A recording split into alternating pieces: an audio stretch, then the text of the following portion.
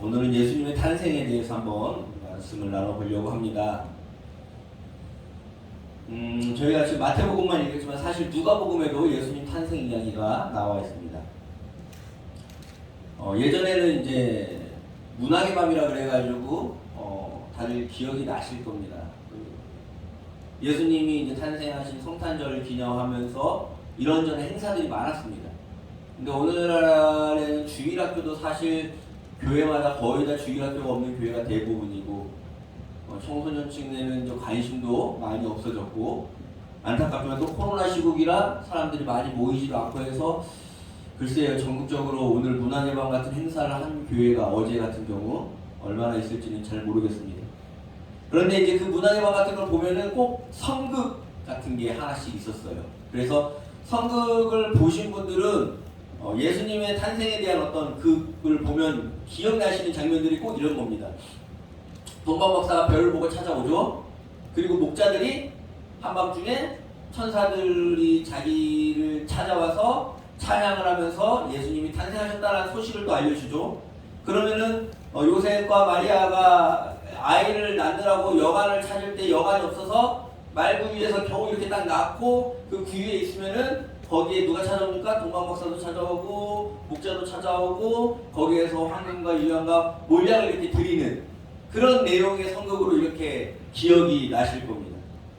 그런데 사실 성경을 조금 자세히 읽어보신 분들은 아시겠지만은 그 성극은 마태복음 이야기하고 누가복음 이야기하고 서로 섞여놓은 겁니다. 그래가지고 합쳐놔가지고 이제 어떤 분들은 이게 그냥 다 진짜로 성경 하나에 기록된 이야기인 줄 알고 누가 왜 이렇게 얘기가 다르냐라고 물어보면은 당황해하시는 분도 있다는 얘기를 제가 듣곤 했습니다. 오늘 아시겠지만은 뭐 확실하게 해줘야 될 것은 마태복음하고 누가복음하고는 서로 얘기가 다릅니다. 방금 마태복음을 읽었지만은 마태복음은 동방박사가 별을 보고 찾아오죠. 그리고 헤로당한테 먼저 갑니다. 여기에 유대 쪽에 별이 떠서 왕이 태어난다는 건 알겠는데 그러니까 왕이 태어나는 거니까 왕한테 가는 거죠. 헤로당 당신 뭐 아는 거 있냐? 그러니까 헤로당이 깜짝 놀라는 겁니다. 왜요? 자기는 자식을 낳지도 않고 왕은 자기인데 또 왕이 나온다라는 얘기를 들으니까. 그러니까 난리가 나가지고 성경을 찾아보니까 베들레헴에 한 목자가 나올 거다라는 그 예언의 말씀을 찾아보고 베들레헴에 나올 것 같다는데 성경에 보니까 그럼 당신이 한번 그곳에 가서 더 자세히 알아봐서 뭐 해라? 아기를 발견하면 경배하고 또 누구한테도 알려줘? 나한테도 알려주라 라고 하고 동방박사를 베들레헴으로 알려줍니다. 그러니까 동방박사가 베들레헴을 가다 보니까 그 별이 어느 집에 머물러 있어요. 여기는 마구간 아니에요. 집에 머물러 있어가지고 그 집으로 들어가니까 누가 있습니까? 마리아와 아기 예수님이 함께 있는 것을 보고 그곳에서 예물을 드리죠. 황금과 유향과 몰약을 드리고 꿈에 헤롯에게 가지 말라는 계시를 받아서 그냥 고국으로 돌아갑니다. 여기가 끝입니다. 그 다음에 헤롯이 이들이 자기한테 알리자고 간 것을 알아챈 뒤에 화가 나서 어떻게 하죠? 베들레헴에 가서 이때쯤 계산해보니까 2살 정도밖에 안 됐을 거예요. 아무리 많아도 2살 이하의 어린이들을 싹 다 잡아 죽여라 라는 명령을 내리고 예수님은 요셉한테 천사가 계시를 하죠. 너 지금 죽을 수도 있으니까 어디로 피신해? 애굽으로 피신해라 그래가지고 애굽으로 도망가는 이야기. 그리고 헤롯이 죽은 다음에 다시 베들레헴으로 올라오는 이스라엘로 돌아오는 이야기까지가 해서 마태복음의 예수님 탄생 이야기입니다. 누가복음은 뭡니까? 누가복음에서는 로마의 황제가 호적을 하라라고 그래가지고 나사렛에 갈릴리 나사렛에 살고 있던 예수님의 가족이 어떻게 해요? 베들레헴으로 호적을 등록하러 올라옵니다. 올라오니까 그때 많은 사람들이 호적을 등록하러 왔으니까 뭐예요? 명함방이 그때 없는 거예요. 명함방이 없으니까 찾다 없어서 말구유에서 예수님을 낳게 되고 그런데 그때 당시에 한밤중에 일하던 목자들에게 천사가 나타나서 너희들에게 구원, 너희들에게 평화가 임하였다. 그러면서 하늘에는 영광, 땅에는 기뻐하신 자들에게 있는 뭐 평화, 기쁨이다 이렇게 얘기하면서 자 가서 너희들의 그 예수님을 경배해라. 그러니까 목자들이 그 말을 듣고 놀라서 예수님을 찾아와서 그 구유에 누이신 예수님께 경배하는 얘기가 누가복음은 끝입니다. 그러니까 이제 보니까 어때요? 아 이게 마태복음하고 누가복음하고 다 그냥 뒤죽박죽 섞어서 알고 있었구나라는 것이 어떤 것인지 아시겠죠? 자, 이제 문제는 여기서 발생합니다. 왜 이렇게 이야기가 서로 다를까요? 마태복음에서 예수님 탄생 이야기와 누가복음에서 예수님 탄생 이야기가 다릅니다. 물론 여기에 대해서 많은 이야기를 하고 뭐 이렇게 많은 사람들이 이렇게 생각한다 저렇게 생각한다 얘기하고 있을 수 있겠지만은 오늘은 이제 그것을 좀 더 집중해서 알아보는 시간이라기보다는 간단하게 얘기해 드리자면은 마태복음에서 강조하고 싶은 예수님의 탄생을 통해서 강조하고 싶은 이야기가 있고 또 그것을 들려줘야 될 사람 대상이 따로 있고 누가복음에서도 강조하고 싶은 예수님의 탄생 이야기가 있고 그것을 들어야 되는 사람이 따로 있었습니다 라는 정도로만 이해하시면 될 것 같습니다.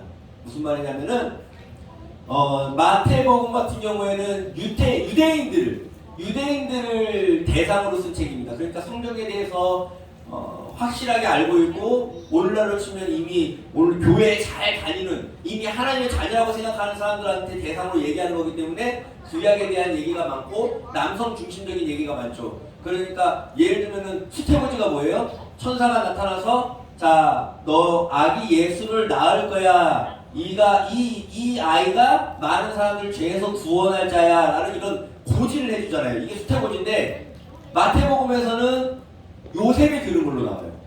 근데 누가복음 같은 경우에는 가난한 자와 약자와 여성들에게 관심이 되게 많아요. 누가복음은. 그리고 그런 이방인들을 대상으로 쓴 책이기 때문에 누가복음에서는 누가 들은 것처럼 나올까요? 마리아가 들은 것처럼 나옵니다.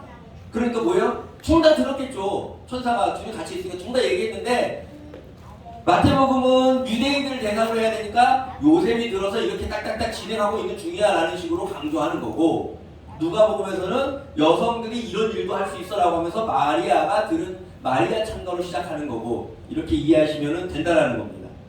그러면 마태복음에서 이야기하는 그 예수님의 탄생 이야기와 누가복음에서 이야기하는 예수님의 탄생 이야기는 무슨 이야기를 하고 싶었는지 오늘 말씀을 통해서 같이 묵상했으면 좋겠습니다.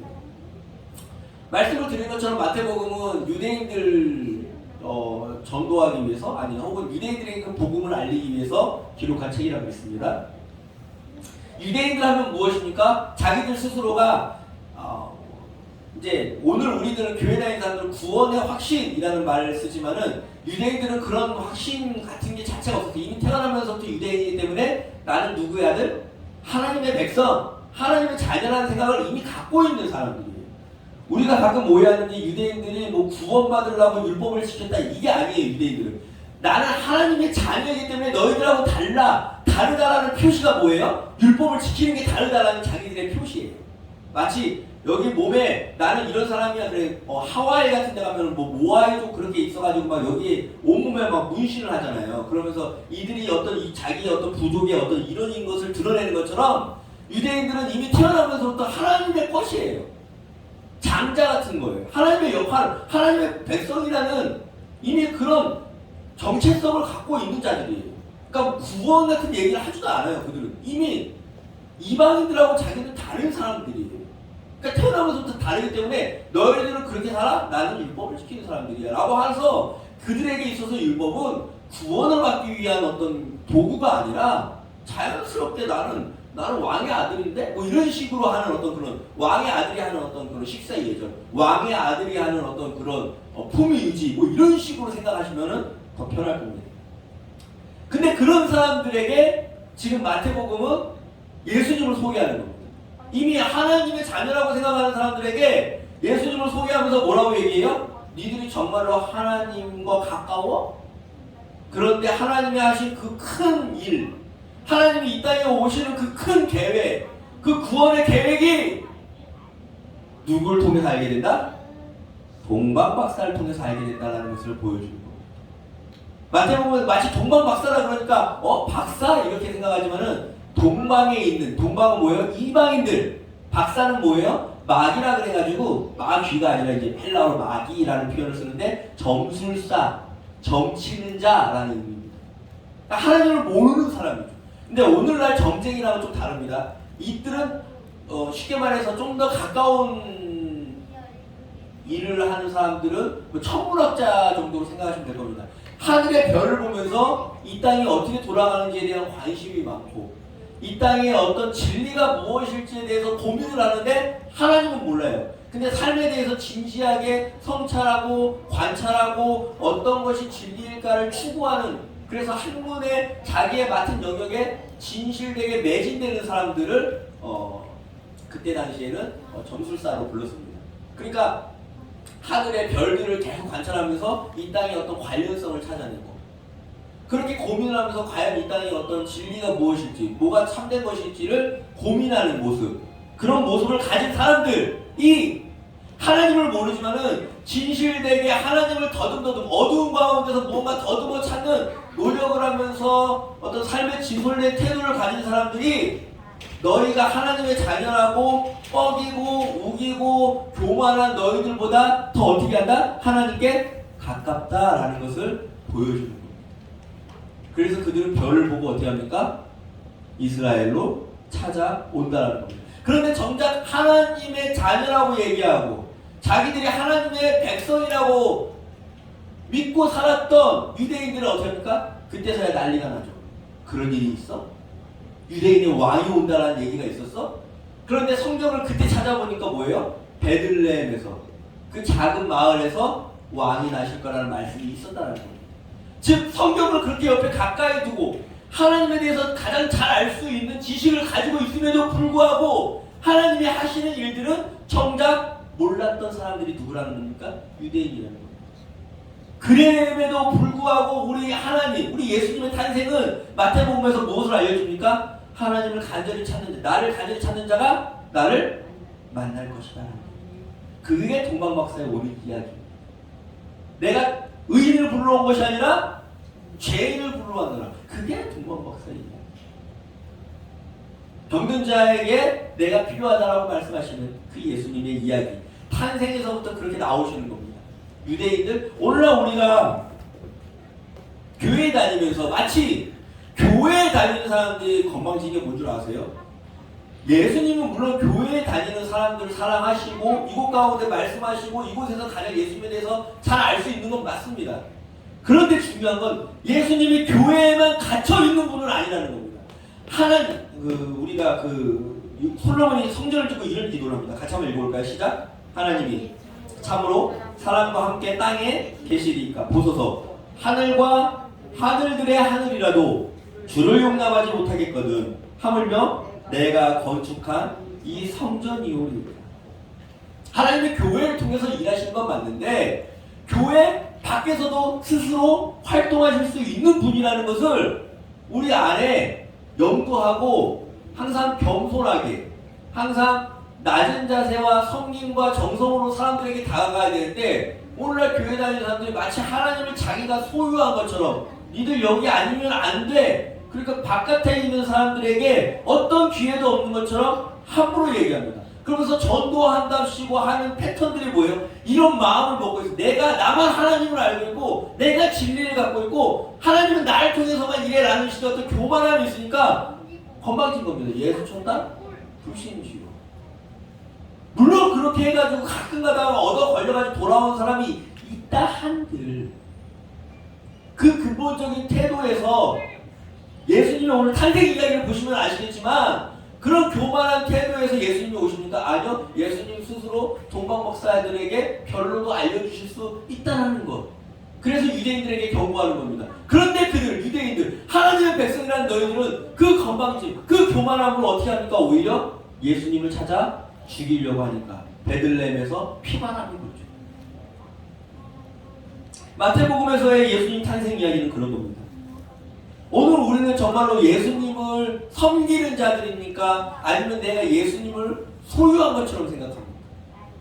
다시 한번 말씀드리지만 우리 예수님의 탄생은 나 없이도 얼마든지 이방인들에게 얼마든지 삶의 진지한 자세를 갖고 열정적으로 탐구하며 살아가는 자들에게 별로서 다가오실 수 있다는 것을 예수님의 탄생 이야기는 마태복음에서 이야기하는 겁니다.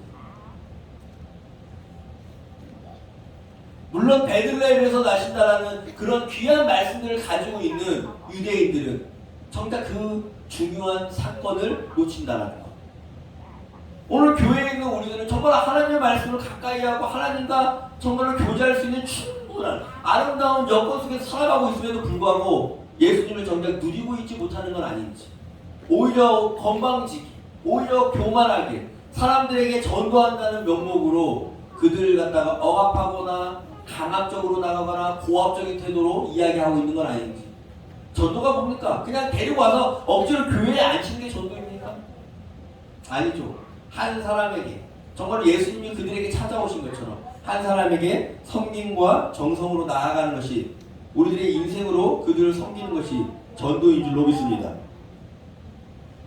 마태복음은 그래서 그 유대인들에게 그런 교만하지 말라는 것과 이방인들에게 우리 예수님이 오셨다는 것을 알려줍니다. 자, 그럼 누가복음은 또 어떻게, 어떤 이야기로 예수님의 탄생을 축하하고 있을까요? 같이 한번 살펴보겠습니다. 누가복음 2장 1절 말씀입니다. 같이 한번 읽어볼까요? 2장 1절 말씀 시작. 그때 가이사 아구스토가 영을 내려 천하로 다 호적하라 하였으니. 자, 가이사 아구스토가 이제 번역을 우리 한글 성경에서는 이렇게 번역했지만은 오늘날 역사책이라든지 학술지 같은 경우에는 카이사르 아우구스투스라고 이제 많이 알려져 있는 사람입니다. 로마의 황제인데요. 이름은 옥타비아누스입니다. 옥타비아누스 황제인데 무슨 황제냐면은 조금만 이제 인터넷에 검색해 보면 나올 겁니다. 이 가이사 아우구스토 황제는 로마의 율리우스 카이사르라고 되게 이제 유명한 원로 원이었죠. 근데 이제 나중에 자기가 황제가 되려고 그러니까 이제 로마는 공화정 국가이기 때문에 이제 암살을 합니다. 그 부하가 브루투스라는 부하가 카이사르를 이제 암살하는데, 암살해가지고 혼란해지고 막 서로 이제 패권을 찾겠다고 여기저기 이제 싸움이 난 상황인데, 그래서 혼란하고 로마가 위태한 그 상황에서 등장해서 그 로마를 정리하고 하나로 모으고 정말로 로마의 진정한 평화를 이루고 로마를 구원했다 그래가지고 이 옥타비아누스 황제를 카이사르 아우구스투스라고 하는데, 이 그 황제가 지금 2장 1절에 나오는 가이사 아우구스토입니다.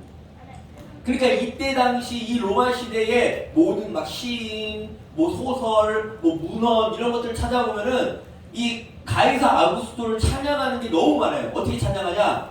우리들의 뭐 참된 구세주, 우리들의 참된 평화의 왕, 우리들의 진정한 구원자, 막 이런 식으로 찬양합니다. 그래서 이 황제를 거의 신으로까지 추앙합니다.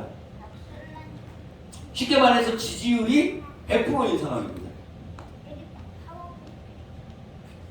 자, 이 황제가 지금 다스리는 시기라는 거예요. 근데 이 황제가 다스릴 때 백성들은 이 황제한테 뭐라 그러냐? 이 황제는 평화고, 이 황제 자체가 그냥 평화예요. 이 황제 자체가 구세주예요. 이 황제 자체가 구원자예요. 우리를 갖다 이렇게 안정하게 모든 군사를 강대국으로 만들었고, 모든 경제를 안정하게 만들었고, 모든 정치를 정리했어요. 시끄럽지가 않아요. 나라가 아주 좋은 상태인데, 그런데 이 시국에 정말로 모든 백성들이 만족하는 이 상황에서 구세주를 이야기하는 겁니다. 같이 한번 읽어볼까요? 시작. 천사가 이르되 무서워하지 말라. 보라, 내가 온 백성에게 미칠 큰 기쁨의 좋은 소식을 너희에게 전하노라 하면서, 오늘 다윗의 동네에 너희를 위하여 구주가 나셨으니 곧 그리스도 주시니라. 이미 구주가 있는데 누구요? 아구스도. 이미 평화가 임했는데 아구스도. 그런데 그 상황에서 평화가 온다, 다시 한번 구주가 온다라는 얘기가 있는 겁니다. 오늘 우리가 맨날 뉴스를 보면 아시겠지만 경제가 불안하고 정치가 불안하고 군사가 불안하고 이 세 가지가 문제 아닙니까? 그런데 이 세 가지를 다 잡은 대통령이 나온다면은 지지율이 100%겠죠. 그럼 모든 백성들은 뉴스는 조용할 거 아닙니까? 시끄럽지도 않겠죠. 그런데 왜 이렇게 이런 것들을 이뤄내는 황제가 있다니까요? 아구스토. 근데 그 황제가 다스리는 시절인데 왜 천사는 이런 얘기를 하는 걸까요? 평화가 있어야 된다, 뭐 구주가 다시 오신다라는 얘기. 그 당시에 이런 것들을 들은 백성들은 아마 씨알도 안 먹힐 수 있습니다. 왜냐면 아구스토에게 완전히 만족하고 있었으니까요. 그런데 그 얘기를 듣는 사람들이 누굴까요? 우리 2장 8절에 중요합니다. 시작. 그 지역에 누구한테 얘기가 옵니까? 천사들이 옵니까? 밤에 목자들입니다.